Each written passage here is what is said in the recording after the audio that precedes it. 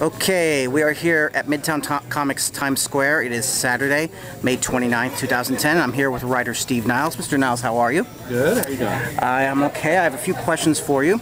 Can you start off by asking you where were you from, when and where were you born? Jackson, New Jersey. And when were you born, if you don't mind my asking? 1965. Okay. You don't want to give your exact birth date? Oh, June 21st. Okay.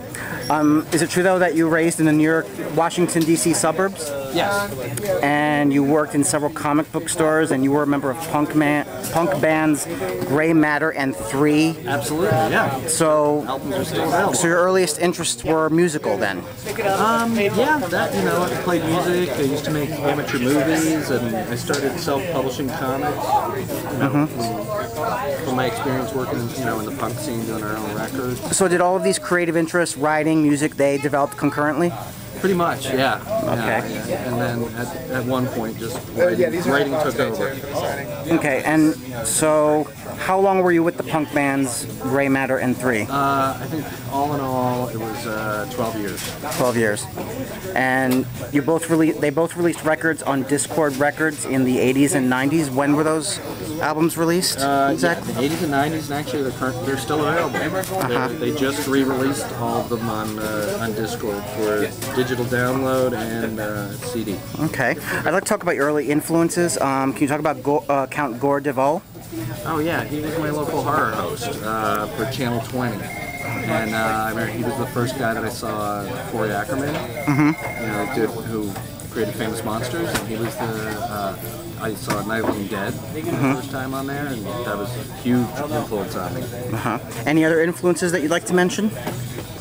Richard Matheson, and his book I Am Legend were huge. George Romero, guys like that. John Carpenter, Bernie Wrightson, who I'm lucky enough to work with now. Actually, I also just got to work with John Carpenter as well. So, I've had a lot of luck, being able to actually work with my influence. Okay. How did you get your start in the comic book industry? Self-publishing. And could you... I started self-publishing, had my own comic company called Arcane. Arcane Comics. With an X at the end? Yeah, with an X at the end.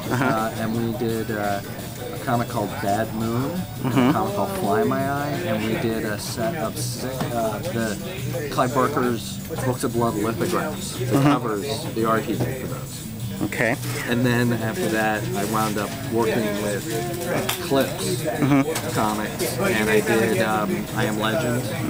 When was that? What year did you do that? 1991, okay. I believe. And that was that before or after you worked with Fantaco Tundra? That was before. Okay. And so what did you do with Fantaco Tundra? I don't think Tundra was involved at that point. I don't think I ever did anything with them. But with Fantaco, I did a bunch of little early one-shot, little black and white comics, a thing called Scab, a book called King of the Dead, which was an ongoing zombie comic, back in the 90s. What did you do for Disney? Not a lot. I got hired to work for Disney Interactive, and I worked there for a year, and basically what I got done, I did Toy Story Web Adventures. That was pretty much it. So and you worked for Todd McFarlane Productions. Yeah. What did you do there? I wrote a couple issues of regular Spawn. And I wrote Spawn: The Dark Ages. From issue 15 till it stopped, which I think was issue 28. And then I wrote Hellspawn. Okay. Did you also work on Kiss magazine? Yeah, I did as a journalist. I interviewed members of the band and looked at some of that stuff. I did the same thing for Ozzy Osbourne. Okay. Tell me about 30 Days of Night. How did that... Did you write the comic book first and then... No, it was a movie pitch. Oh. I walked around with, I never wrote anything. I just pitched it, in studios when I was actually going around trying to pitch this as a movie, Criminal Macabre. And it was sort of the thing I'd always pull out when they'd say, what else you got? They weren't interested. And everybody just said no for years. And then when IDW started up, they wanted to start publishing, and I sent Ted Adams my my reject list, and 30 Days was on it. He picked it. He said this vampire thing sounds good.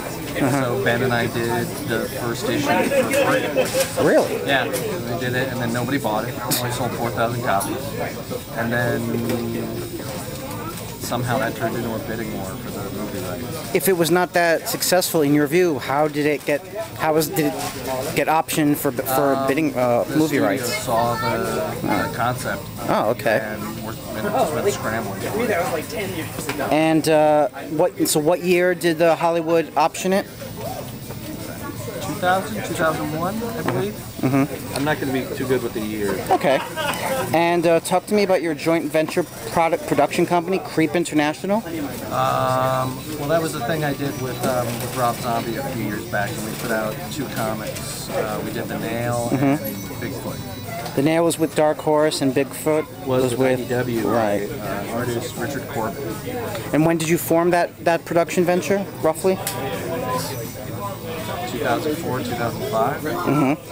And you then formed a company with actor Thomas Jane? Actually, that was, I just helped out. That was Tom's company. Okay. Tom's company was involved, and I wrote Bad Planet.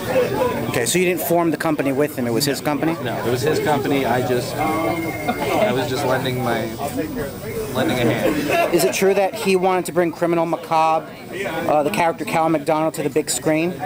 Well, that's how I met him. He wants to play Cal McDonald. Right. And he pretty much is Cal McDonald, so I think he'd be perfect for it.